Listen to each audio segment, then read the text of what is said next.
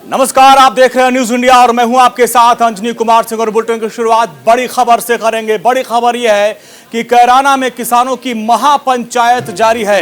किसानों की घर वापसी के बाद पहली बार यह महापंचायत हो रही है और महापंचायत में राकेश टिकैत ने हुंकार भरी। एमएसपी की जंग जारी रहेगी, ये बड़ी बात राकेश टिकैत ने कही। और गन्ना भुगतान के लिए मुख्यमंत्री से बात करने की बात राकेश टिकैत ने कही है। दिल्ली से हटने के बाद, दिल्ली से घर वापसी के बाद कैराना में यह महापंचायत जारी है। और राकेश टिकैत ने यहां पर न्यूज इंडिया से बातचीत करते हुए कहा कि हमने किसी को झुकाया नहीं है। सरकार के साथ हमारा समझौता हुआ, लेकिन एमएसपी पर हमारी लड़ाई जारी रहेगी। सरकार से हमारी सहमति बनी है, उसके बाद हम घर वापस आए हैं। अब ये कैराना में महापंचायत, किसान आगे की रणनीति को लेकर अब बातचीत कर रहे हैं, महापंचायत कर रहे हैं, जिसमें आप देखिए राकेश टिकैत, योगेंद्र यादव और तमाम वो बड़े नेता हैं वो पहुंचे हैं। संयुक्त किसान मोर्चा की ये महापंचायत कैराना में जारी है और जिसमें राकेश टिकैत ने न्यूज इंडिया से बातचीत करते हुए कहा कि ये किसी सरकार को झुकाने की बात नहीं है। सरकार ने हमारी बातें मानी है, समझौता हुआ है, लेकिन एमएसपी पर जो हमारी मांग है, एमएसपी पर गारंटी कानून बननी चाहिए और तब तक ये हमारा आंदोलन है वो जारी रहेगा। और नमित त्यागी हमारे संवाददाता कैराना से हमारे साथ। नमित, घर वापसी के बाद ये पहली महापंचायत है, क्या एजेंडा है?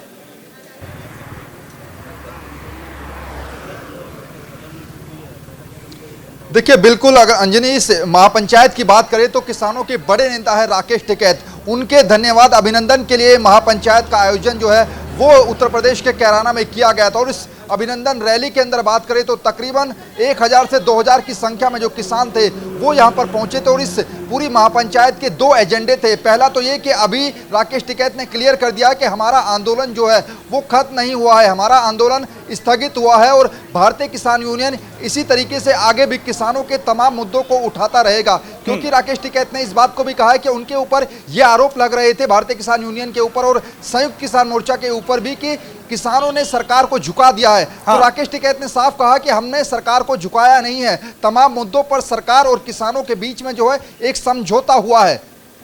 ठीक है नमित, अपने दर्शकों को अपडेट दे दे। महापंचायत खत्म हो गई है, महापंचायत चल रही थी कैराना में और अब जो हमारे पास बड़ी जानकारी आ रही है, महापंचायत खत्म हो गई है। किसानों ने राकेश टिकैत को धन्यवाद किया। जिस तरीके से दिल्ली बॉर्डर पर 1 साल लंबा संघर्ष चला, उसके बाद घर वापसी हुई और घर वापसी के बाद किसानों ने महापंचायत की।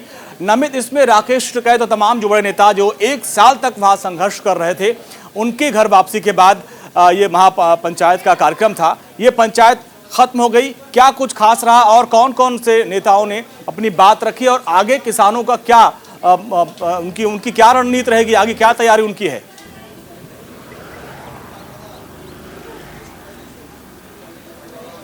देखिए, बिल्कुल अंजनी, किसानों ने घर वापसी तो कर ली है, लेकिन उत्तर प्रदेश के अंदर कुछ ही महीनों में विधानसभा चुनाव है।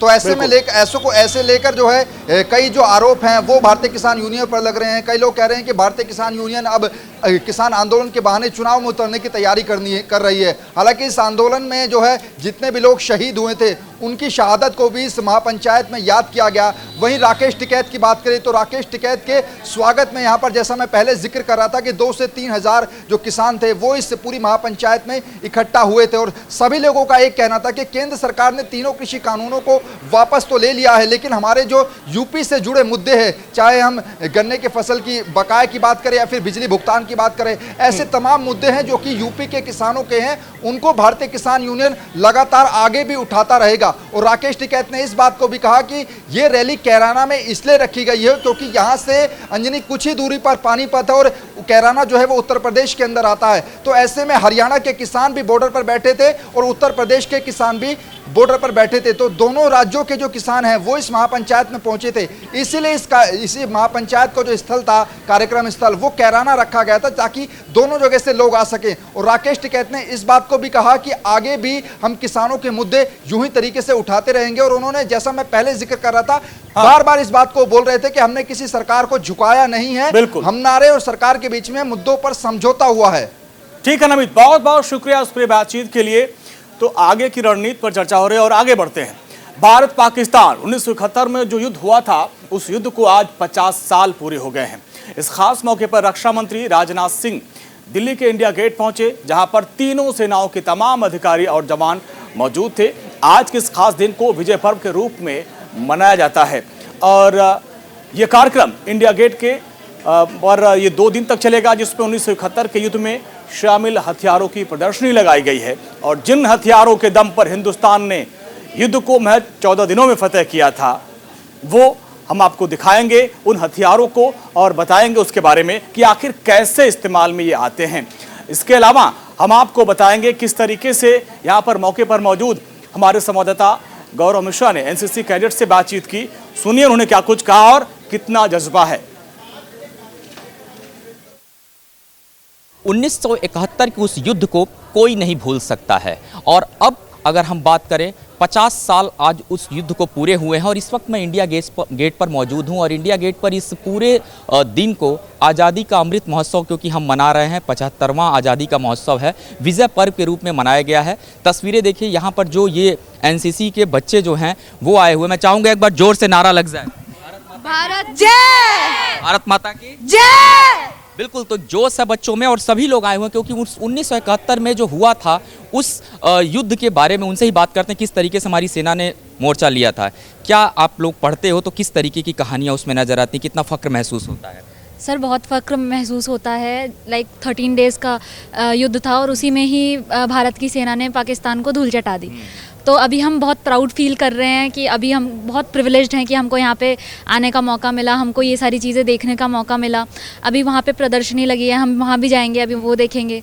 तो we are feeling very privileged and very nice. आपका क्या नाम है? कैडेट आरुषि कुमारी। किस तरीके का मैसेज दोगी आप, क्योंकि 1971 की हम बात करते हैं तो उस समय हमारी भारतीय सेना ने उस अदम्य साहस का परिचय दिया था जो समय समय पर हम अक्सर देते हैं, लेकिन उस समय के दृश्य को कैसे याद करते हो आप? Sir feeling very proud because India ने इतने अच्छे से फाइट करा और बांग्लादेश को भी यूनाइट करा। जैसे वेस्ट पाकिस्तान था वो पहले, ईस्ट पाकिस्तान था, उससे अब बांग्लादेश बना। बहुत इंडिया का बहुत मेजर रोल रहा है हर फील्ड में। और जैसे फाइट वगैरह भी होती है, वॉर्स वगैरह, उसमें भी इंडिया बहुत अच्छे से फाइट बैक करती है। रक्षा मंत्री राजनाथ सिंह जी यहाँ पे पहुँचे हुए थे, तमाम जो सेना के अधिकारी थे, क्या संदेश आप लोगों ने लिया और क्या दृढ़ निश्चय करके जा रहे हो, क्योंकि आप भी एक ड्रेस में हो, एक तरीके के आप फौजी हो?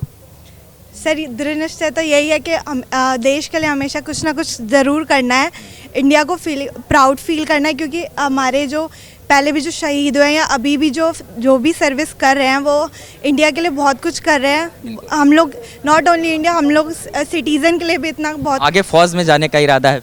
Yes sir. किस तरीके की तैयारी है उसके लिए?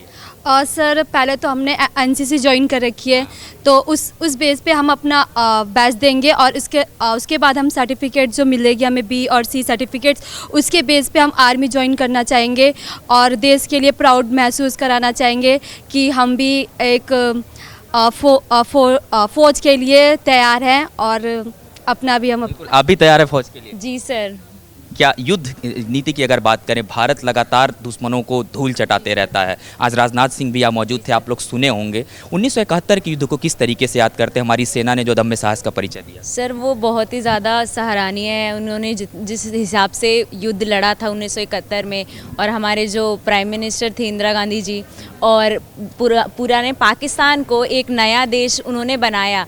जबकि हमारे देश में बाकी जो देश हमला करते हैं वो ज़मीन हड़प लेते हैं, पर हमारे इंडिया का ये अच्छाई है हमारे इंडिया की, उन्होंने दूसरे देश को बनने में मदद की। उन्होंने किसी का हिस्सा हड़पा नहीं, उन्होंने एक नया देश बनाने में लोगों की मदद करी जो कि पहले से ही जुल्मों का शिकार हो रखे थे। हमारे देश की नारियां जो हैं शुरू से ही वीरांगना रही हैं, फौज में जाएं या फिर झांसी की रानी की बात करें तो तैयार हैं युद्ध फौज में जाने के लिए आप भी? Yes sir. और 1971 की सर एक स्पेशलिटी ये है कि सर हमारे तीनों सेनाओं ने मिलके तब युद्ध लड़ा था। सर अभी हमने अपने CDS को खोया है सर, वो काफ़ी दुखमय है। और सर जो एक मेजर स्टेप लिया गया है हमारी गवर्नमेंट की साइड से कि हम तीनों सेनाओं को मिलके कोई भी युद्ध हो आगे बढ़ेंगे, सो सर ये काफ़ी एक अच्छा स्टेप है हमारी कंट्री की साइड से और इसमें काफ़ी सक्सेस भी मिलेगा हमें। सर आज के लिए मैं इतना ही कहूँगी कि सर यूनिटी, आज मैंने यूनिटी देखी और पहले मतलब फर्स्ट प्रायोरिटी हम यूनिटी को ही देंगे, क्योंकि हिंदू मुस्लिम सिख ईसाई सब मिलके किसी ना किसी युद्ध को ही जीत सकते हैं। और सर सबसे पहले हम इंसान हैं, फिर बाद में हम कैटेगरीज में डिवाइड हैं, लेकिन सर यूनिटी इज़ मस्ट। बिल्कुल, यूनिटी इज़ मस्ट। एक बार जोरदार नारा भारत माता की जय। बिल्कुल। तो तमाम जो लोग हैं वो इंडिया गेट पे पहुंचे हैं और इंडिया गेट की अगर बात करें तो सामने दूसरी तरफ जो लगातार जो प्रदर्शनी है वो लगाई गई है। और 1971 के उस युद्ध में हमारी भारतीय सेना ने, हमारी तीनों सेनाओं ने जिस अदम्य साहस का परिचय दिया था, उसका सबसे बड़ा उदाहरण ये है कि जिस तरीके से हम तमाम अपनी चौकियों पर कब्जा किए थे, 13 दिन का वो दिन कोई नहीं भूल सकता है। और आज रक्षा मंत्री राजनाथ सिंह इंडिया गेट पर पहुंचे, तमाम सेना के अधिकारी यहाँ पर पहुंचे और भारत जो है यही संदेश देना चाहता है कि जब जब भारत के ऊपर कोई आंख उठाएगा, भारत उसका मुंहतोड़ जवाब देगा। और आज 50 वर्ष पूरे होने पर भारत इसे विजय पर्व के रूप में मना रहा है। अब आइए आपको बताते हैं खुद विंग कमांडर की जुबानी कि कैसे वायुसेना के विमान काम करते हैं, जिन्होंने पाकिस्तान को करारा जवाब दिया था। 1971 का जो युद्ध था, हम जिस वो शिप की तस्वीर आपको वहाँ पे दिखाई दे रही होगी, ये दोनों ही जो आपको गन दिखाई दे रहा है, क्योंकि गन हम जब कहते हैं तो आपको लगता है कि किसी बंदूक की बात कर रहे हैं जो हाथ से हम प्रयोग करते हैं, लेकिन इस तरीके के जो गन होते हैं वो शिप के अंदर इस्तेमाल किए जाते हैं, जो कि काफ़ी पावरफुल होते हैं और लंबी दूरी तक इनकी मारक क्षमता होती है। अगर कोई शत्रु हमारे तरफ बढ़ रहा है, सर कितनी डिस्टेंस तक हम कवर करते हैं अगर इनको? इसका डिस्टेंस है 20-25 kilometre. You can get the details here also. ठीक है, इनका रेंज 4 किलोमीटर, 8 किलोमीटर, 6 किलोमीटर ऐसे रेंज होते हैं इनके। ये जो आप मॉडल देख रहे हो, इसमें उसी हिसाब के उस टाइम के ही मॉडल के हिसाब से बना हुआ है। जैसे 2 गन ऊपर सामने है, 2 गन पीछे है।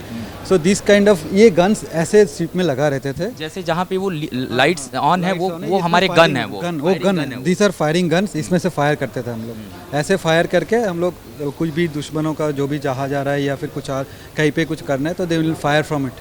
बिल्कुल। तो ये पूरी जानकारी, बहुत बहुत धन्यवाद सर आपका। ये पूरी जानकारी इन्होंने दी कि INS राजपूत का ये मॉडल है, एक बार आप देखिए। और INS राजपूत की अगर मैं बात करूँ तो 1971 के युद्ध के समय जब इसका इस्तेमाल किया जा रहा था तो पाकिस्तानी नौसेना जो थी उसको धूल चटाने के लिए इसका इस्तेमाल किया गया। जो ये आप लाइटिंग देख रहे हैं ये पीले कलर की जो है, दरअसल ये वो गन है। और ये गन आपको यहाँ सिर्फ सिंबॉलिक तौर पे दिखाया गया। दरअसल ये जो सामने रखी हुई हैं, शिव जी इसको दिखाइए, ये जो सामने रखा हुआ है ये वो गन है। ये गन दरअसल हमारे शिप के अंदर जो है वो लगा रहता है और उसका जो दूसरा पार्ट है ये आप देखिए, ये गन का दूसरा पार्ट है। और दोनों ही जो गन है हमारी शिप के अंदर इस्तेमाल किया जाता था और इसी से जो पूरा युद्ध के समय इसका प्रयोग किया जाता था। और इनकी मारक क्षमता की बात करें तो तकरीबन 4 किलोमीटर इनकी जो रेंज है वो बताई जा रही है। तो इस तरीके से पूरा जो हथियारों का जखीरा है जिनका इस्तेमाल किया गया था उसकी पूरी जानकारी यहाँ पर दी जा रही है। और हम अगर बात करें इस विजय पर्व की तो आज इंडिया गेट पर इन हथियारों को रखा गया है और तमाम जो लोग हैं, तमाम जो भारतीय लोग अपने हैं, भारत के जो रहने वाले हमारे नागरिक हैं, वो यहाँ पहुँच रहे हैं और उनको दिखाने की कोशिश की जा रही है कि हमारी सेनाओं ने किस तरीके से काम किया था, किन हथियारों के दम पर हमने उस युद्ध को जीता था। तो 71 के युद्ध को 50 साल पूरे हो गए, विजय पर्व के रूप में हम उसको मना रहे हैं और आज हर कोई अपने उन वीर सपूतों को याद कर रहा है, नमन कर रहा है। रुकते हैं छोटे से ब्रेक के लिए, फौरन हाजिर होते हैं।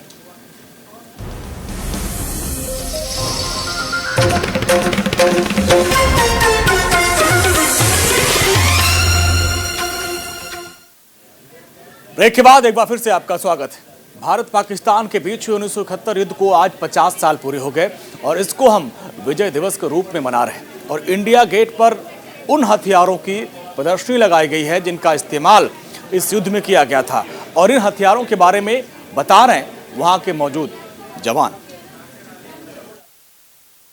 1971 के युद्ध में भारतीय वायुसेना की अगर बात करें, भारतीय वायुसेना ने किन तकनीकों का प्रयोग किया था इस युद्ध में, हमारे साथ बातचीत करने के लिए हैं विंग कमांडर रंजन श्रीवास्तव जी। रंजन जी, जिस तरीके से ये यहाँ पे प्रदर्शनी लगाई गई है, भारतीय वायुसेना ने जिस तरीके से काम किया था, ये दरअसल किस तरीके का दर्शाया गया, ये जो अभी हम देख रहे हैं? आप इनक्लोजर में देख रहे हैं, वैसे 1971 में हमने बहुत सारे कैंपेन्स किए, बहुत सारे ऑपरेशन किए, बट हमने मेजरली हम 6 ऑपरेशन यहाँ पर दिखा रहे हैं।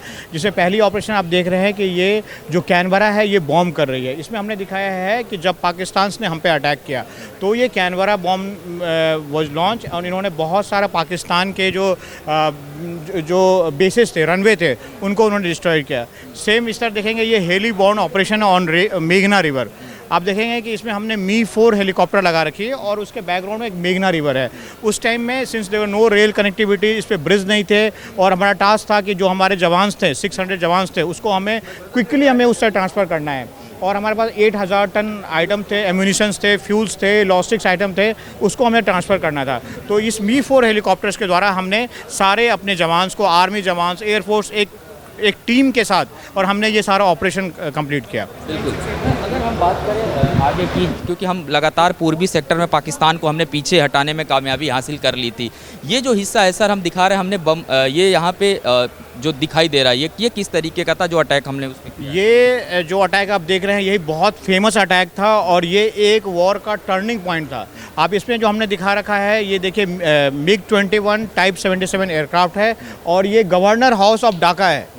ये ऑपरेशन 14 दिसंबर 1971 को की गई थी दिन के 12 बजे। हमें एक मैसेज आया था कि बहुत हाई लेवल की मीटिंग इस गवर्नर हाउस में की जा रही है और हमने तुरंत इस पर कार्रवाई करते हुए हमने ठीक गवर्नर हाउस पे अटैक किया। जो मिग थे उन्होंने गवर्नर हाउस से बमबारी किया और तब उन्हें फोर्स हो गए, उन्होंने फाइनली सरेंडर करने के रूप में ये बहुत अहम भूमिका निभाई थी। देर का ऑपरेशन था गवर्नर हाउस पे जब हमारी सेना ने अटैक किया था। या आप देखेंगे इसमें हमने पहले 2 मिग एयरक्राफ्ट गई थी, फिर कंटिन्यूसली हमने अटैक करता रहा। वो उन्हें एक सरप्राइज साबित हुआ। वो एक्सपेक्ट नहीं कर रहे थे कि हम उनके गवर्नर हाउस के ऊपर अटैक कर देंगे। वो सोच रहे थे हम आर्मी बेसिस पे अटैक करेंगे, बहुत सारे जगहों पे अटैक करेंगे, बट फाइनली हमने उनके गवर्नर हाउस पे अटैक करके उन्हें मजबूर कर दिया कि वो हमारे सरेंडर करें। और आप देखेंगे जब द्वितीय विश्व युद्ध के बाद ये विश्व की सबसे बड़ी सरेंडर किसी सेना द्वारा सरेंडर किया गया था। 93,000 से ज़्यादा सैनिक बताया जा रहा है पाकिस्तान के सरेंडर भारतीय सेना के सामने। हाँ बिल्कुल, 93,000 से ज़्यादा सैनिकों ने हमारे सैनिकों के सामने में आके उन्होंने सरेंडर किया। सर ये जो हमारा खड़ा है ये वायुयान, ये किस तरीके से इसका उपयोग किया था, क्या नाम था सर इसका? ये आप इसको नैट एयरक्राफ्ट कहा जाता है। ये जो हमारे पश्चिमी कमान पे बहुत बड़ी भूमिका निभाई है। इसको साबरिश सैलियर के नाम से जाना जाता है। इसी जहाज़ को हमारे फ्लाइंग ऑफिसर निर्मलजीत सिंह शेखो, जिनको बाद में परमवीर चक्र मिला था, उन्होंने इसको इस्तेमाल किया था। ये एयरक्राफ्ट बहुत ही फेमस एयरक्राफ्ट थी, बहुत सुपीरियर उस ज़माने की एयरक्राफ्ट थी। और साथ जो सर ये रॉकेट लॉन्चर रखे हो, क्या इसका इस्तेमाल इसी एयरक्राफ्ट के साथ होता है पूरा? बिल्कुल, इसमें हमने जो लगा रखा है ये आप देखेंगे जो पहली जो है ये रॉकेट है जिसमें 60 mm के रॉकेट यूज़ किए जाते हैं। दूसरा आप देखेंगे वो 500 पाउंड के बम है। तीसरा है एडन गन है। ये सारे इस एयरक्राफ्ट में फिट होते हैं और ये इनके एम्यूनिशन जो आपने सामने देख रहे हैं, राउंड्स हैं और इसके रॉकेट लॉन्चर्स के हैं, ये सारे इसमें यूज़ किए जाते हैं। तत्काल की अगर बात करें, क्योंकि हमने 1971 में इन हथियारों का उपयोग किया था और हमारी सेना ने अदम्य साहस का परिचय दिया था, क्या अभी अगर हम बात करें इन हथियारों में नए तकनीक का भी प्रयोग किया गया आने वाले दिनों में? हाँ, आगे वाले दिनों में हम तो बहुत बड़ी ताकत के साथ हम उभर रहे हैं। हम नई एयरक्राफ्ट खरीदे, हमने राफेल लिया है, हमने सुखोई 30 हमारे पास एयरक्राफ्ट है, अभी हमने LCA का भी ऑर्डर किया है। तो हम एक नई ताकत के साथ उभर रहे हैं। एक और सवाल है, क्योंकि आप विंग कमांडर हैं, अगर भारतीय वायुसेना जब ऑपरेशन करती है उस स्थिति में सर मतलब क्या चैलेंजेस रहते हैं सबसे ज़्यादा, अगर हम वायुसेना की बात करें? देखिए हमारे पास बहुत सारे चैलेंज, हमारा एक सरप्राइज़ एलिमेंट होता है। हमें बहुत सारी चीज़ देखते हैं कि हमारे दुश्मनों के पास क्या है। उनके पास कोई AD रडार है, AD गन्स हैं, या उनके पास कोई एयर डिफेंस सिस्टम है, हमें उनको देखना पड़ता है। बट सबसे ज़्यादा हिम्मत और साहस ये हमारे साथ होती है, जिसके बल पे हम कोई भी ऑपरेशन को सही से अंजाम देते हैं। बहुत बहुत धन्यवाद सर। तो जैसा कि इन्होंने बताया कि हमारी भारतीय वायुसेना की अगर बात करें तो हमारी भारतीय वायुसेना हिम्मत और साहस के साथ किसी भी बड़े से बड़े मिशन को अंजाम देती है। 1971 की युद्ध की बात करें तो भारत ने जिस तरीके से पाकिस्तान को धूल चटाया था उसका सबसे बड़ा उदाहरण यहाँ पे रखे ये हथियार हैं। इन्हीं हथियारों के दम पर 1971 में भारत ने पाकिस्तान को धूल चटाया था। ये INS निरहट है और इससे जो है इसका इस्तेमाल जो है युद्ध में किया गया था। 1971 में भारत पाकिस्तान युद्ध में भारत की जीत इतिहास की सबसे महत्वपूर्ण जीत है। पाकिस्तान ने इस युद्ध में अपनी 1/3 थल सेना और आधी नौसेना और 1/4 वायुसेना को गंवा दिया था। इस युद्ध में पूर्वी पाकिस्तान ने बंगाली आबादी पर ऑपरेशन सर्च लाइट के माध्यम से किए गए पाकिस्तानी सेना के अत्याचारों का भी अंत किया था। भारतीय वायुसेना ने 1971 में भारत पाकिस्तान के वॉर में अहम भूमिका निभाई थी। साल 1971 में पूर्वी पाकिस्तान, ये सबसे महत्वपूर्ण है, जिसे आज हम बांग्लादेश के नाम से जानते हैं। दरअसल वहाँ पर आम जनता पर लगातार क्रूरता हो रही थी, हिंसा और अत्याचार लगातार बढ़ गया था। पाकिस्तानी सेना ने वहाँ लोगों का सांस लेना दूभर कर दिया था। इसके कारण दोनों देशों के मध्य संबंध खराब होने लगे थे।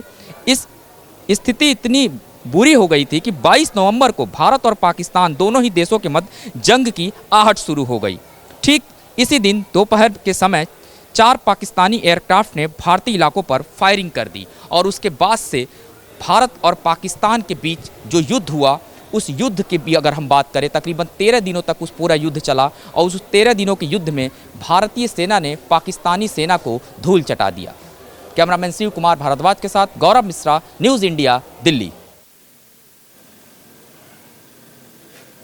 तो 71 के युद्ध में भारत ने पाकिस्तान को घुटने पे ला दिया और युद्ध के इतिहास में सबसे बड़ा आत्मसमर्पण हुआ जब सेना अध्यक्ष पाकिस्तान के समेत 90,000 से ज़्यादा सैनिकों ने आत्मसमर्पण किया था। और आज इस गौरव पल को हर कोई याद कर रहा है। रुकते हैं छोटे से ब्रेक के लिए, फौरन हाजिर होते हैं।